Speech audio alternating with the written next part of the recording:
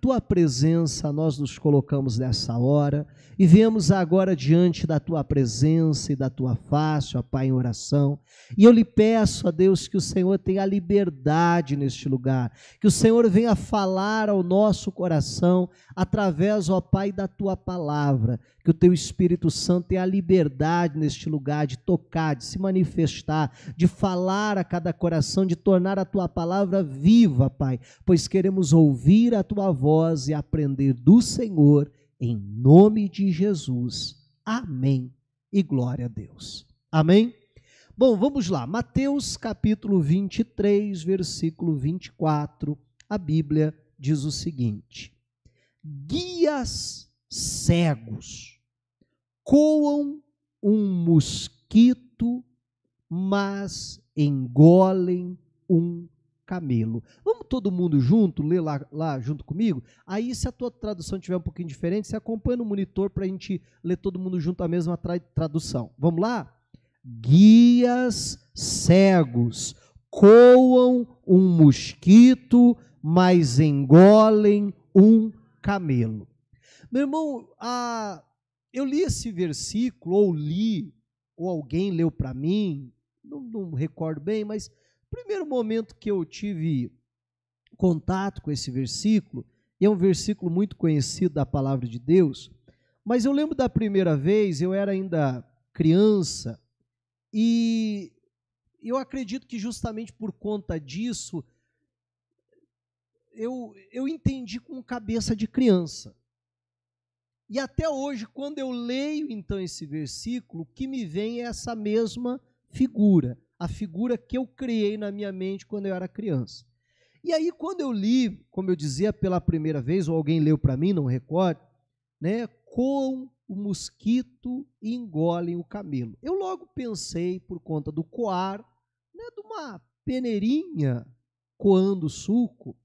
E quando eu era criança, não sei se alguém aqui foi assim também, mas todo suco tinha que peneirar, passar na peneira. Porque, por exemplo, se fizesse um suco de limão, um suco de laranja, e ficasse assim, sabe aqueles gominhos, aqueles fiapinhos do suco, que hoje em dia você toma, acha até gostoso, né? Mas eu não conseguia tomar com aqueles fiapinhos ali. Então, quando fazia algum suco natural em casa e tal, eu lembro da cena de pegar a peneirinha, né, e dizer, deixa eu coar aqui esse suco. Então, quando passava ali na peneira, toda sujeira, não vou chamar, mas toda gominho, tudo que tivesse ali, né, que não passasse na peneira, e aí eu pegava aquela bem fininha, porque eu era bem chato, né, então passava ali e coava. Então, na hora de você tomar o suco, não tinha nada ali para atrapalhar, né? E aí, o que eu logo pensei imagine aquele jarro de suco e vem um mosquitinho e plum, caiu ali. E ninguém percebeu. Mas na hora de passar na peneira, o que vai acontecer? Vai coar o mosquito. O mosquito vai ficar na peneira, não vai cair no copo, e assim eu não vou engolir ele. Só que aí eu ficava pensando, dizendo, mas que peneira esquisita é essa? Que consegue coar o mosquito, que consegue impedir que o mosquito passe, mas que não consegue impedir que um camelo passe.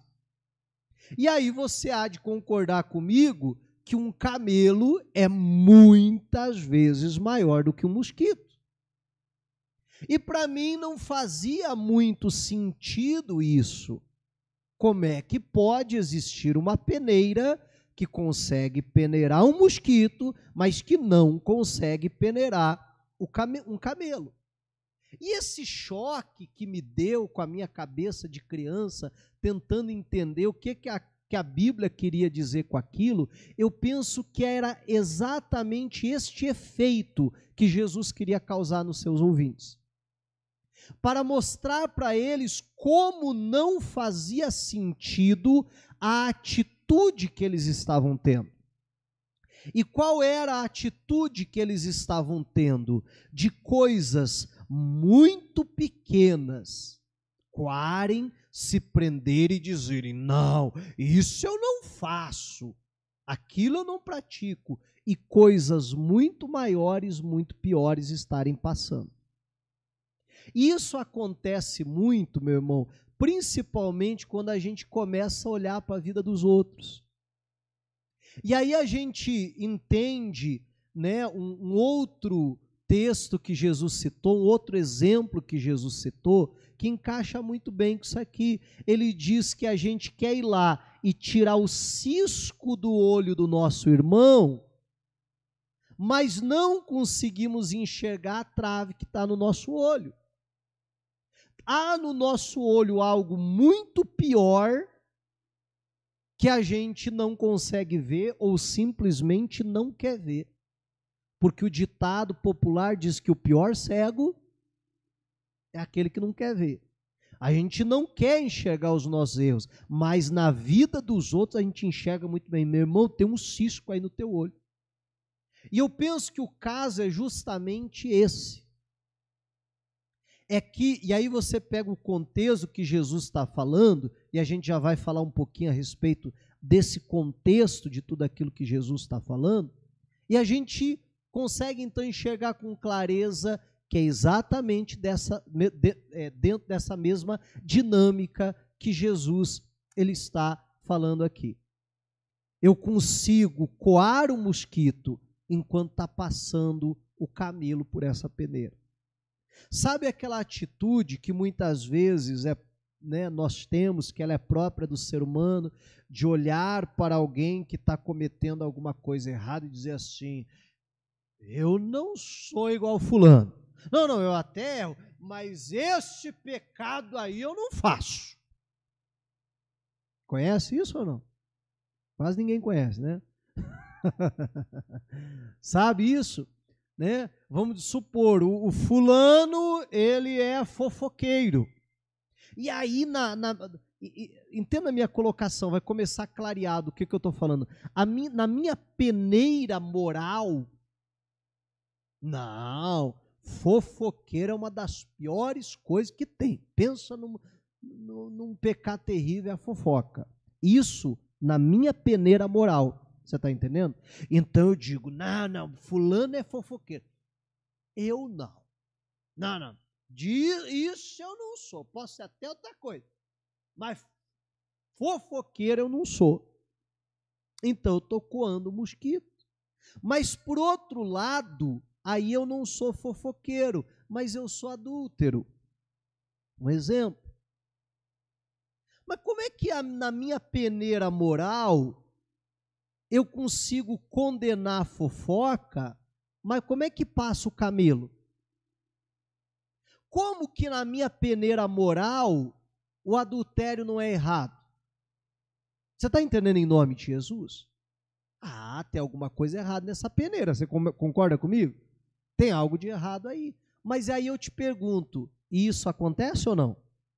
Acontece, sabe por quê? Porque o meu pecado de estimação sempre tem uma explicação. Aí eu começo a dizer: mas também no meu caso, a minha esposa não me dá atenção. Mas você viu o jeito que ela me trata? Mas que isso, que aquilo, que aquele outro. Não, eu casei, eu era muito novo, não entendia nada da vida. Não, é que eu casei com a pessoa errada. Não, é que eu me apaixonei, fazer o quê? E assim vai, eu invento alguma desculpa. Alguma coisa para que o camelo consiga passar na minha peneira moral. Mas enquanto isso, eu estou coando mosquito. Meu irmão, e essa minha atitude, né? E aí isso é fruto essa atitude minha é fruto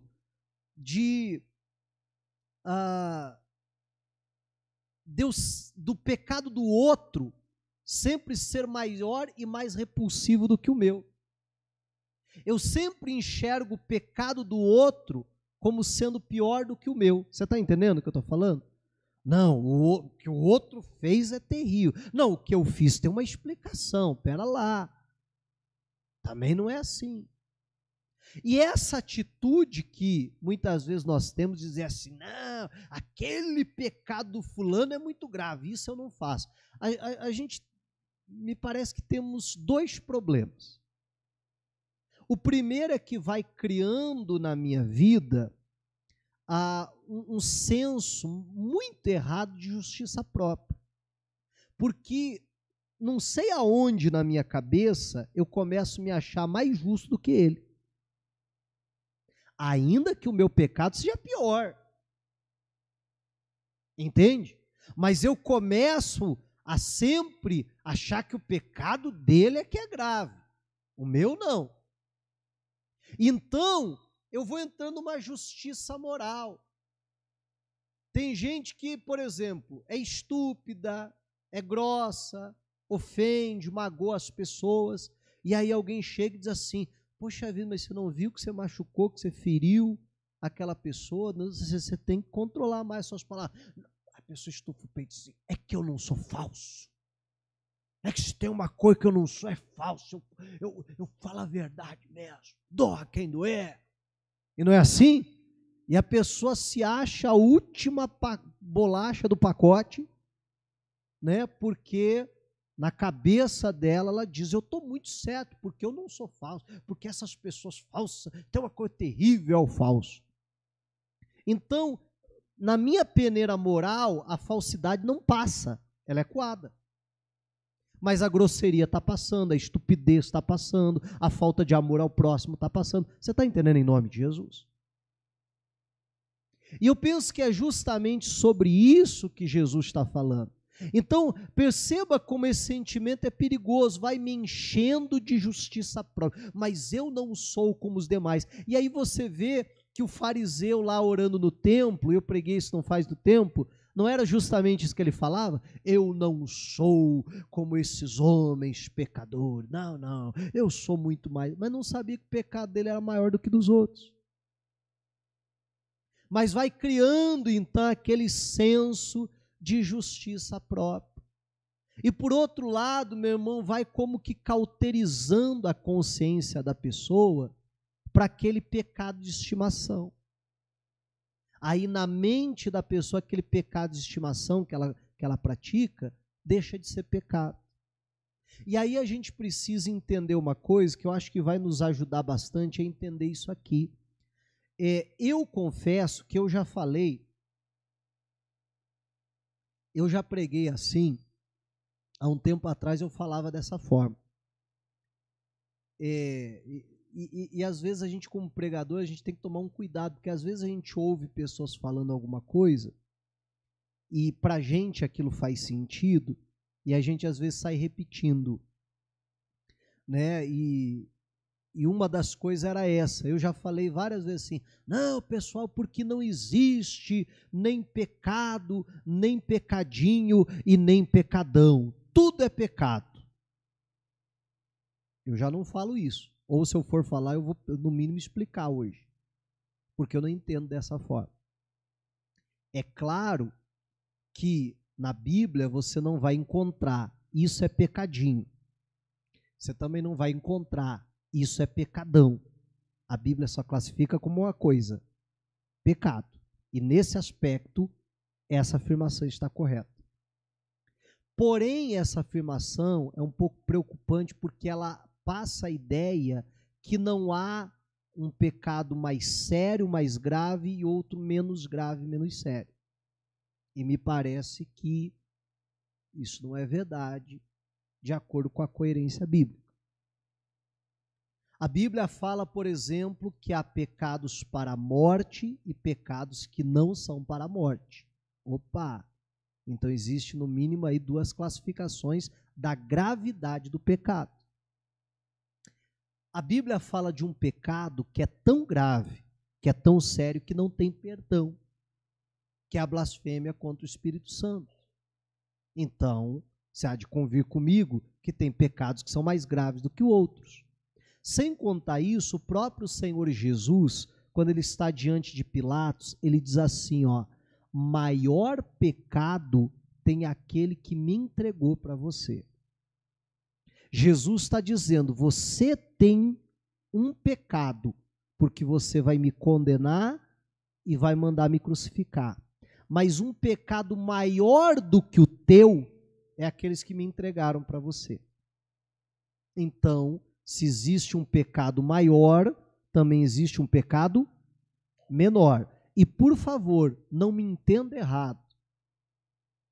Nós não temos que cometer nem o pecado maior e nem o menor. Não temos que pecar.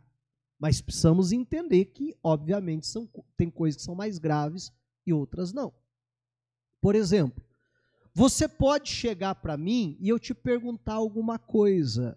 Ô irmão, ô irmã, foi você que fez tal coisa? E aí você fica com vergonha e diz, não pastor, eu não, eu não fiz isso aí não. Aí acaba o culto, você vai embora, chega na tua casa, você coça a cabeça e diz, meu Deus do céu, menti para o pastor. Fui eu que fiz. Mas na hora, sim, eu fiquei com vergonha e tal, falei para ele que não fui eu. Está amarrado, Jesus.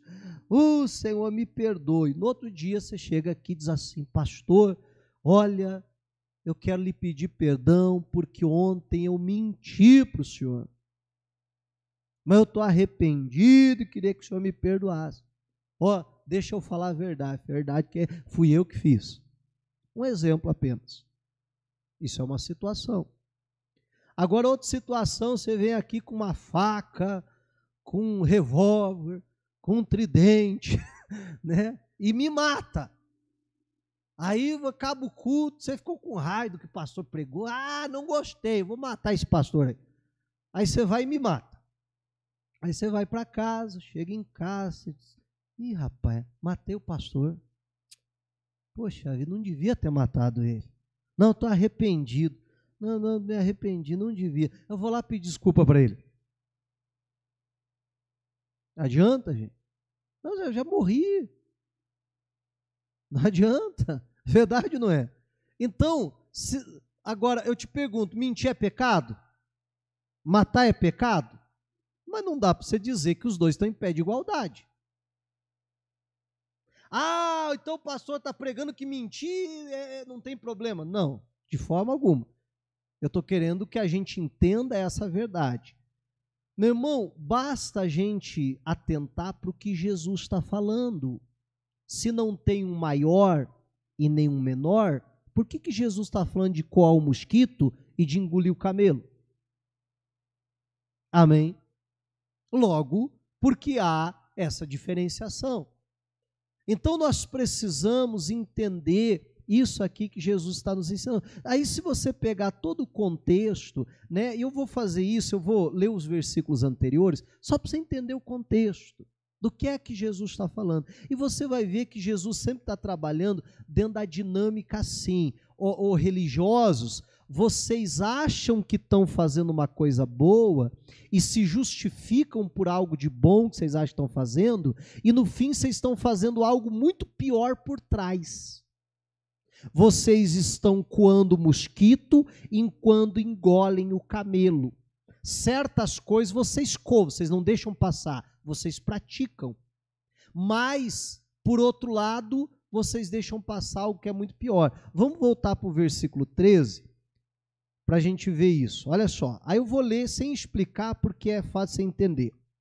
Ai de vós, escribas e fariseus, hipócritas, porque vocês fecham o reino dos céus diante das pessoas, pois vocês mesmos não entram, nem deixam entrar os que estão entrando.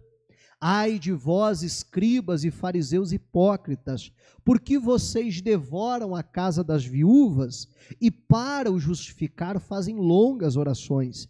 Por isso vocês sofrerão juízo muito mais severo. Ai de vocês, escribas e fariseus hipócritas, porque vocês percorrem o mar e a terra para fazer um prosélito. Só explicando, um prosélito era um discípulo do judaísmo. E uma vez feito, o tornam filho do inferno 2 vezes mais que vocês.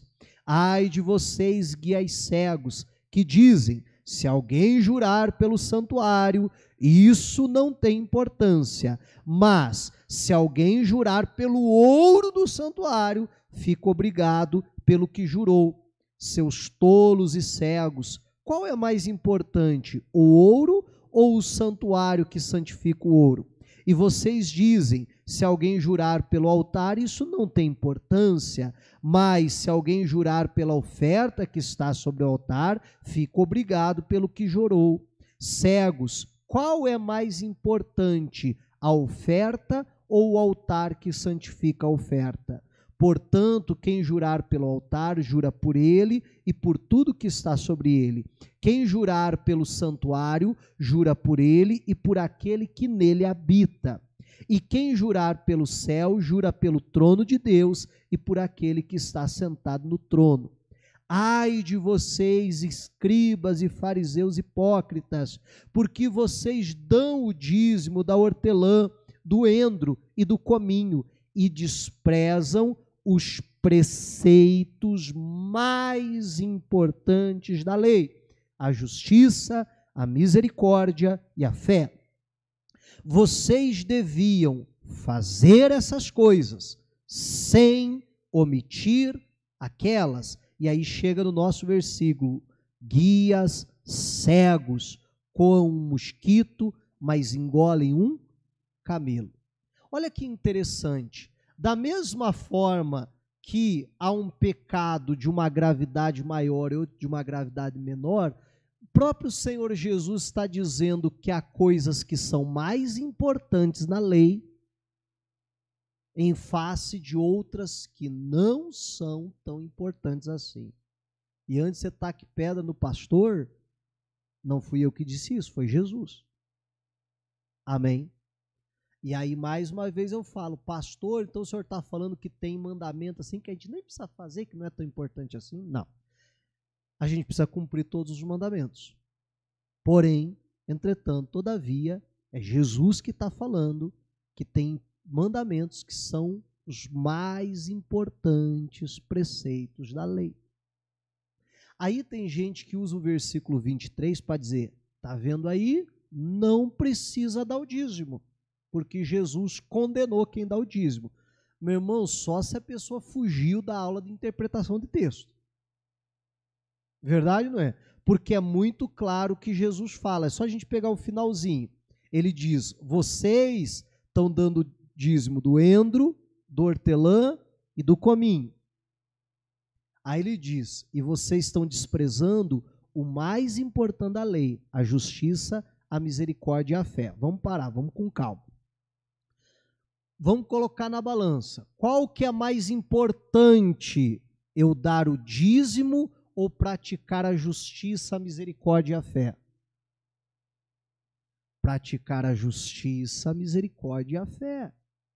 Ninguém que afirme ao contrário está falando com coerência bíblica.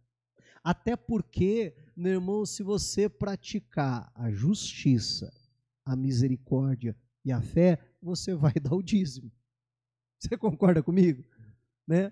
Agora, por outro lado, não adianta eu dar o dízimo e não praticar essas coisas, porque aí Deus vai ter o meu dinheiro, mas não vai ter a mim. Agora, se Deus tiver a mim, se eu praticar a justiça, a misericórdia e a fé, Ele também vai ter o meu recurso.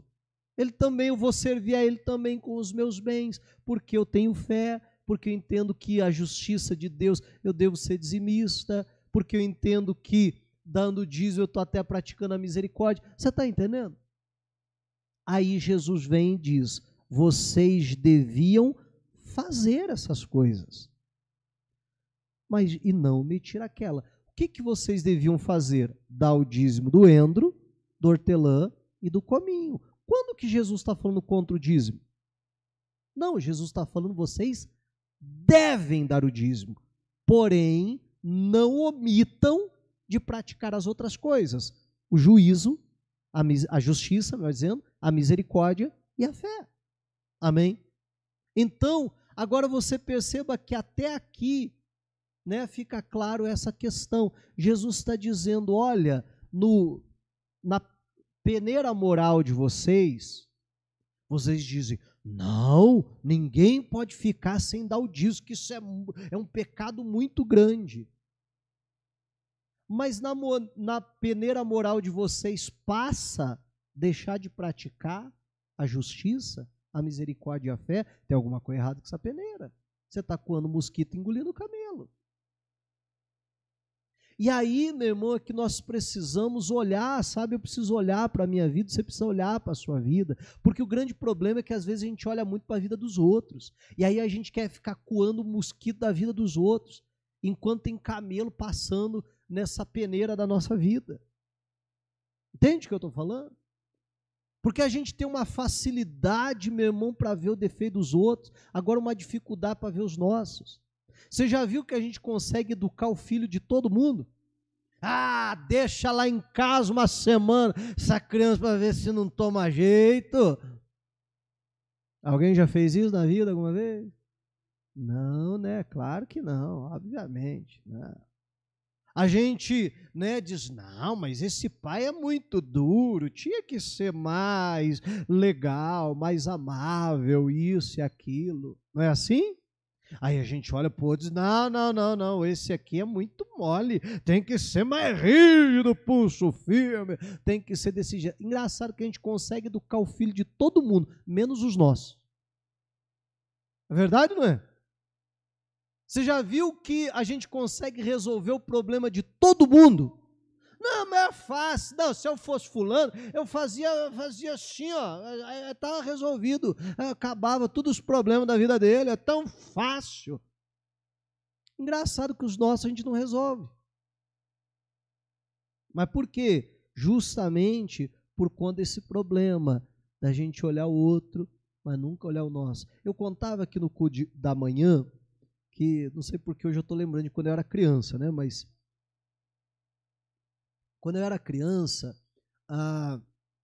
tinha muito, eu não sei se hoje eu vou pouco em livraria evangélica, mas pelo menos na minha cabeça tinha muito mais antes, né? Aqueles marca-página do esmilinguido. Quem conhece o esmilinguido, né? Aqueles marca-página, eu falei isso de manhã, teve uns 3 que puxou assim, ó, o marca-página do esmilinguido. Eu falei, é esse mesmo, esse aí. E tinha um monte assim. Então, eu lembro de algumas vezes, e tinha prateleiras assim inteira, né, com aqueles marca-página do esmilinguido, cada um tinha um versículo ali e uma ilustração, né, do esmilinguido, tinha outros também personagens ali, e aquela ilustração era alguma coisa relacionada ao versículo. O versículo em si eu não me lembro muito bem, mas eu lembro de estar olhando assim, né, e ficar olhando aquelas imagens, daqui a pouco eu me deparar com uma, que de alguma maneira aquilo entrou no meu coração, no meio de tanta imagem, no meio de tanto versículo, e eu nunca mais esqueci daquele desenho. Eu estou contando para você, mas está me vindo aqui perfeito. Se eu fosse um bom desenhista, eu conseguiria desenhar perfeitamente para você. Como eu sou muito ruim, então não vou nem arriscar. Mas eu procurei, tempos depois, eu procurei tentar achar, mas como era muito difícil se achar. Eu nunca consegui encontrar, procurei na internet, procurei em qualquer lugar, mas não achei.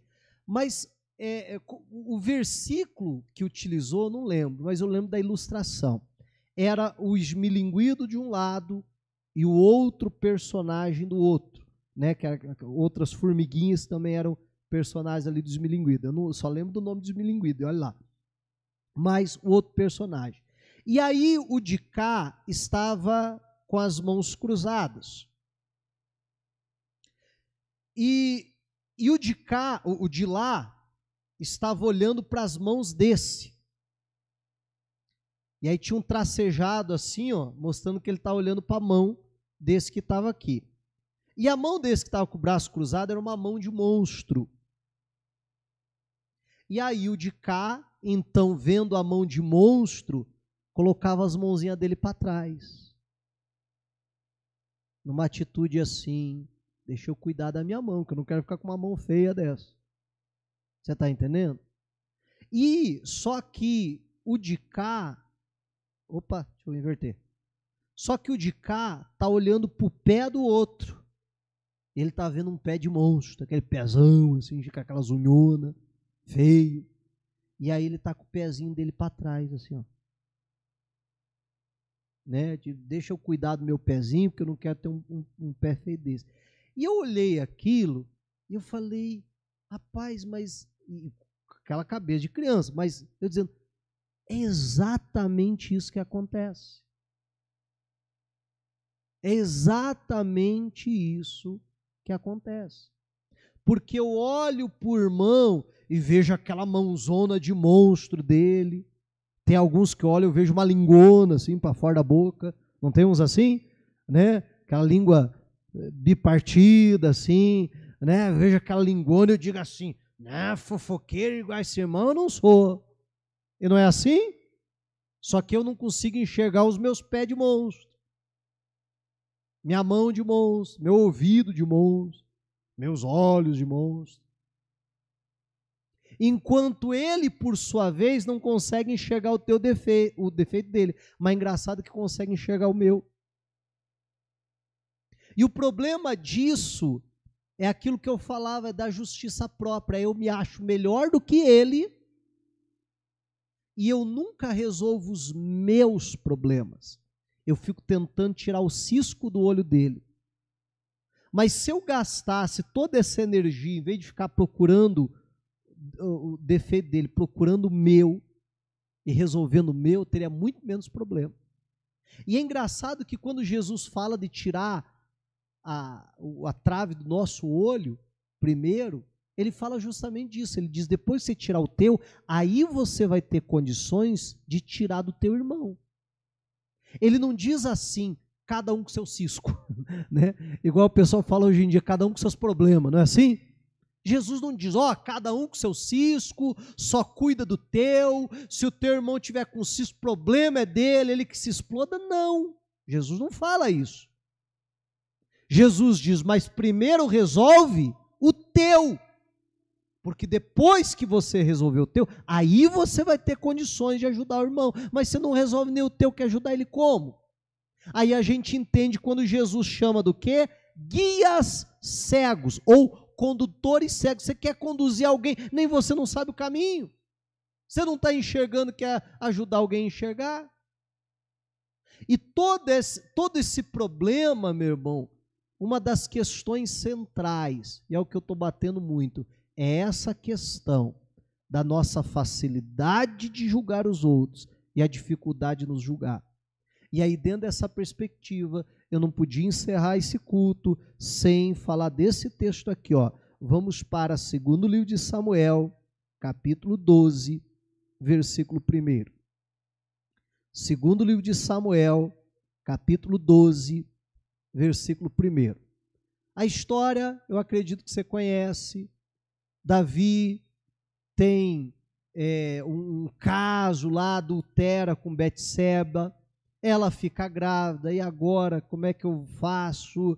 Tem que dar um jeito, chama o marido dela da guerra, Urias, para ir para casa, para ter relação com ela, vai achar que o filho é dele, está tudo resolvido, só ele não contava que o cara era justo, que o cara tinha princípios, né? Mesmo embebedando ele, não teve jeito, dormiu lá na porta do palácio, ele dizia, não vai dar certo, vou ter que arrumar um outro jeito. Bom, se ele morrer na guerra, né? Então, eu acho que o problema está resolvido. Manda uma carta pela mão do próprio, né, os requintes de crueldade. O próprio Urias leva a carta com a sentença ali da sua morte e ele é morto, então, lá na guerra pelos amonitas, por ordem, então, do Davi.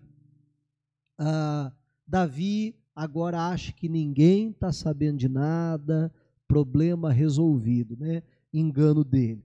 Aí a Bíblia diz assim, o Senhor enviou Natã a Davi, e Natã foi falar com Davi e lhe disse, havia numa cidade 2 homens, um rico e o outro pobre. O rico tinha ovelhas e gado em grande número, mas o pobre não tinha coisa nenhuma, a não ser uma cordeirinha que havia comprado. Ele a criou e ela cresceu em sua casa, junto com os seus filhos, comia da sua comida e bebia do seu copo. Dormia nos seus braços e ele a tinha como filha. Certo dia, chegou um viajante à casa do homem rico, e este não quis pegar das suas ovelhas ou um dos seus bois para dar de comer ao viajante que havia chegado. Em vez disso, pegou a cordeirinha do homem pobre e a preparou para o homem que havia chegado. Olha o 5. Então o furor de Davi se acendeu contra aquele homem. E ele disse a Natã: tão certo como vive o Senhor, o homem que fez isso deve ser morto, e pela cordeirinha restituirá 4 vezes, porque fez uma coisa dessas e porque não se compadeceu. Meu irmão, a Bíblia diz que o Davi ficou furioso. O Davi diz: mas me conta quem é que é essa praga. Me conta quem é que fez o negócio de pega lá a espada. Vamos lá agora, ó, eu seguro, você bate. Vamos lá, não, isso não pode ficar assim, um homem desse não pode viver. Um homem desse tem que morrer uma praga dessa. E digo mais, ainda tem que devolver 4 vezes mais daquilo que ele tomou do homem pobre. Vamos lá. Conta aí quem é que é esse homem. Você quer que eu conte? Conta. Então Natã disse a Davi: esse homem é... Não, o 7. Esse homem é você. Amém? O Natã disse: você quer saber quem é esse homem que fez isso? Quero, não, um homem desse tem que morrer. Verdade, morrer mesmo. Porque esse homem é você. Meu irmão, você perceba como foi muito rápido para o Davi, né, decretar a sentença. Só que perceba claramente que o Davi, na sua peneira moral, alguém tomar a cordeirinha do outro, isso é digno de morte, não é isso? Mas engraçado que nessa mesma peneira moral dele, o adultério podia passar, não tinha problema. O assassinato podia passar, que não tinha problema. Talvez na cabeça de Davi era mais ou menos essa ideia. É por um bem maior. É porque se os soldados descobrem o que aconteceu, a gente pode ter uma guerra civil, eles podem se levantar contra mim. Isso pode dividir o exército, isso pode acabar com a nação. Então, Urias morreu, mas é por um bem maior. Não, a gente vai encobrir esse pecado, mas pensando no bem-estar da nação. Eu não sei, repito, o que passou na cabeça dele, mas de alguma maneira, na peneira moral dele, o adultério e o assassinato passavam. Mas alguém tomar uma cordeirinha do outro, isso não pode passar. Mas por quê? Porque para julgar os outros é bem mais fácil. Condenar os outros é bem mais fácil. E nós temos que, olhar para a nossa vida e ver se a gente não está engolindo certos camelos. É aquele pecado de estimação, é aquele pecado que a nossa consciência já não acusa mais, já foi cauterizado. Está entendendo o que eu estou falando?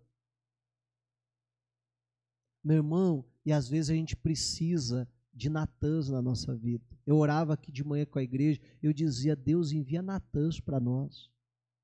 Pessoas que vão ter coragem de enfiar o dedo na nossa cara e dizer: você é essa pessoa. Amém? E que nós sejamos Natãs também. Agora, claro, para a gente ser Natã, primeiro precisa tirar a trave do nosso olho, como a gente aprendeu. Mas para poder também, apontar o dedo e dizer: meu irmão, você está errado. O que você está fazendo não é certo. Agora, sabe o que é interessante? E eu encerro aqui para a gente orar. Mas que Saul, ele teve Samuel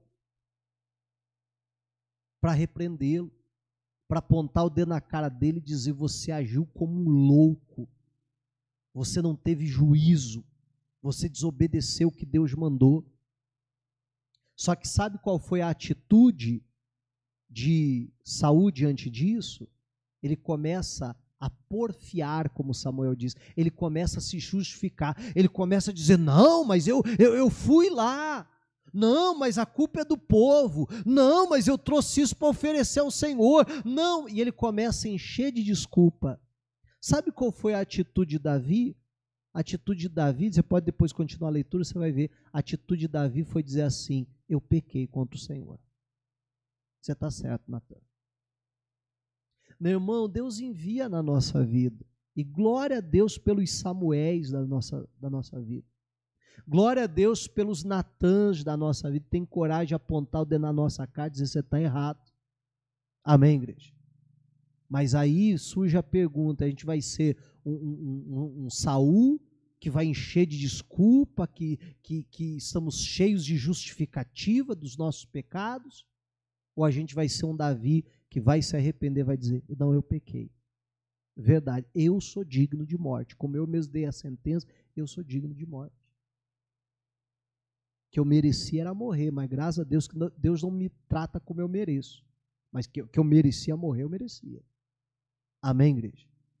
E que em nome de Jesus Cristo, a gente possa, sabe, analisar a nossa vida com essa coerência.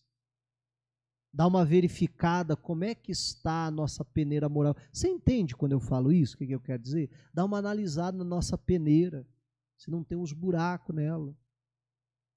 Já viu peneira com buraco? Vai passar muita coisa. Como é que está a nossa peneira? Se talvez já não tem aquele espacinho para o camelo passar ali. E se tem, Senhor, eu me arrependo. Senhor, me ajuda a consertar. Eu não quero ser hipócrita. Eu não quero ser guia cego, como o Senhor diz. Eu não quero agir dessa maneira. Amém? Diga a glória a Deus e vamos aplaudir a Jesus.